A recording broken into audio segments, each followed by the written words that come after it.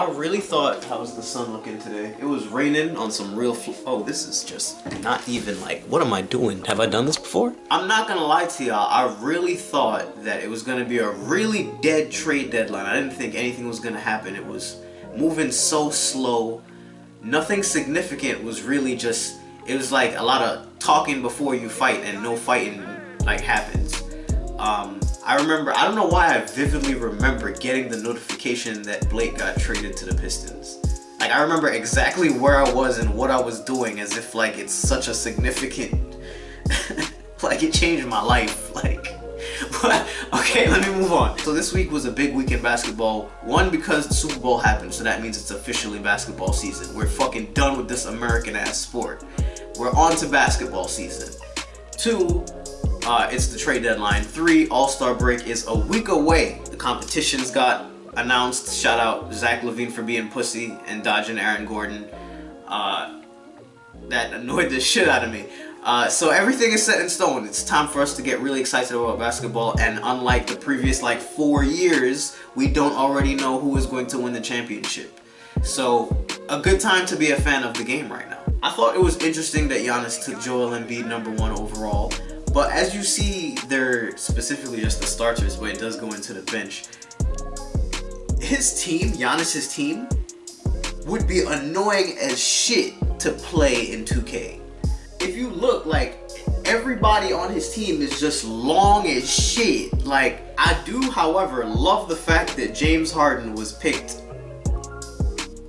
almost last. I think if LeBron didn't fuck with him, like they didn't know each other, then he wouldn't have picked him. Like, he did it. If you look at the number that he was picked, it was like the courtesy pick. Like, oh, you my boy and you still here, fuck it, I'm gonna take you. So I just love the fact that happened, because in a troll way, I really would just start like replying to Harden stan accounts with just the fact that he was picked basically last.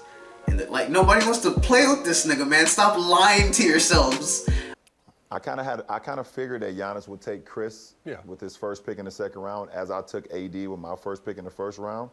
So I'm going to go with the guy who's averaged 50 points over the last 7 games. It is that time. Yes, it is.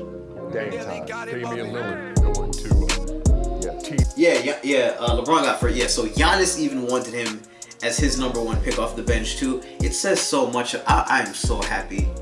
Like, it warms my heart to see him dropping niggas off every single night. Like, he is long dicking every single team he is coming across. Damian Lillard is the absolute motherfucking daddy of any team he is playing right now. Don't you think that this nigga will not just go off and give you a quick 60, alright? If I just randomly got a notification on my phone that someone just dropped 82, I'm thinking it's Damian Lillard, not motherfucking Harden. The only other really notable things that I fucked with off the bench, Giannis picked our son Garnett with a handle. Bam Adebayo running down the floor with Giannis. I want to see what that pick and roll looks like. Like, how do you figure that you're going to defend that? If you just got a steal, a breakaway steal, and started running down the court, right? You swear you about to just yam this hoe. And then you look back and you see Bam Adebayo doing this. And you see Giannis to his right doing this. What do you, like, do you just stop? Do you turn back? I'm not about to fucking talk about the trade deadline to Miguel. And niggas say I look like him. Yeah, fuck y'all, man. I swear to God, I don't know. I've gotten Miguel. I don't watch baseball, but some nigga named Xander Bogaerts I get a lot. I was in class, but I caught when the tweet went out that Morris got traded. Actually, let's just start there. So off the top, I'm pretty sure we just traded Marcus Morris for just Mo Harkless and a pick, I think, or 2 picks. I fuck with Marcus Morris. He fucks with us. That's gonna be one of those guys where it's like, once a Knick, always a Knick. Shout out to you. Hope you get a ring, bro. But I just feel like we could have gotten so much more for him personally. I was not enthused by the idea of getting the male Amber Rose in return for him. The blonde hair is just really fucking with me, bro. The blonde hair combined with just the shit he be wearing sometimes is just like, I can't. The fuck are you doing? Like, Andre Drummond going to the Cavaliers. That's really how I feel about it. Like, how does one feel about that? Exactly. I don't care. Like, I don't feel positive or negative. This does not affect me at all. Like, Pat motherfucking Riley.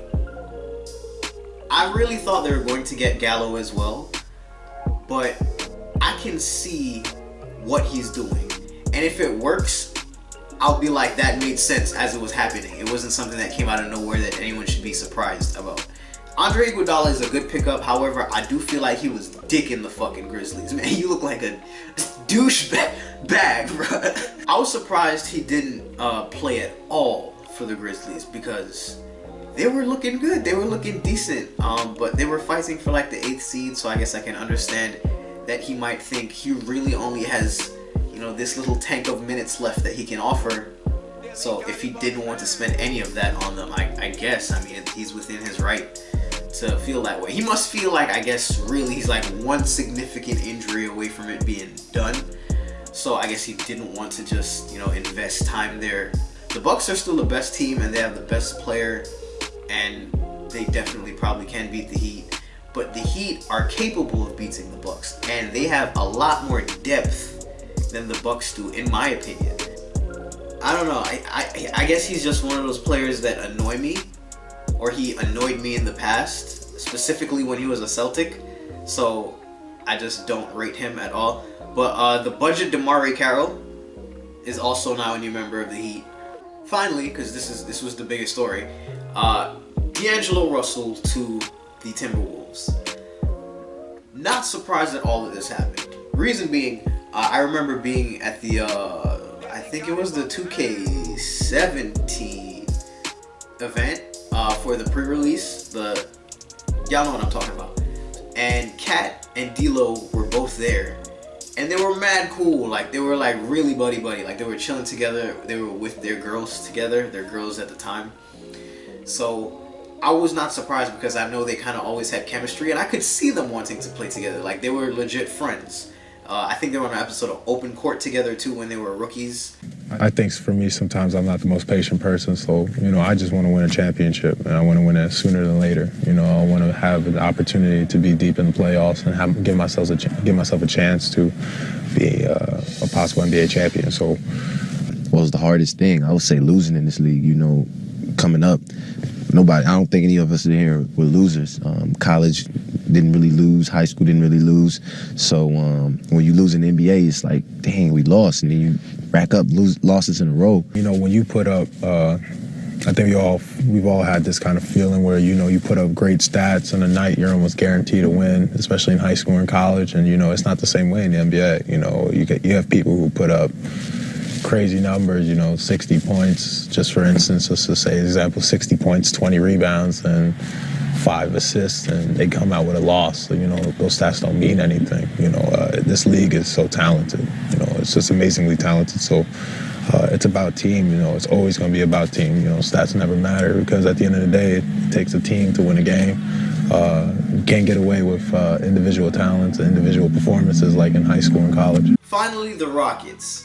Now, I didn't think I would see the day where one team just said, fuck it, and let's play like we're doing pickup in a real game, but that's what they're doing. They just have 5 guys.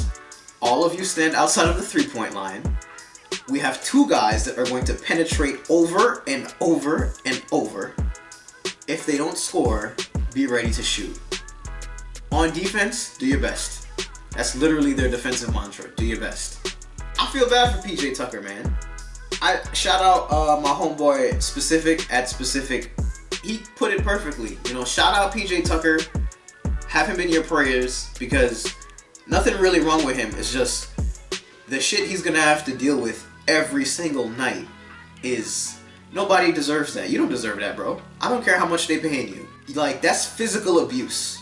What they're putting you through, all right? I don't see how this survives in the playoffs. I really can't, and it's just another testament to the dumb-ass decisions that this Pringles-faced motherfucker D'Antoni be making, man. I know James Harden is hated, but man, I don't know if many Knicks fans feel the way I do too, but boy, do I hate me some Mike D'Antoni, man.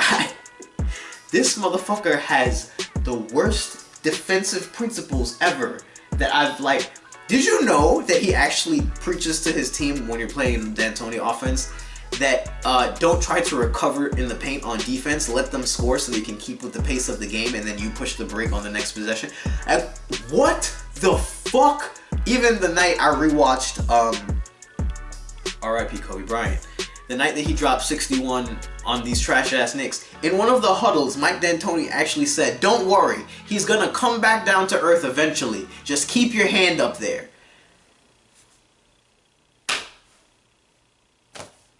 I don't know, D'Antoni, this Pringles face, bro, not only do I pray for James Harden not winning a ring, I'm praying for motherfucking D'Antoni too, bro. I don't know, if I talk about people being haters, but god damn it, I can't help but just hate on them two motherfuckers, man.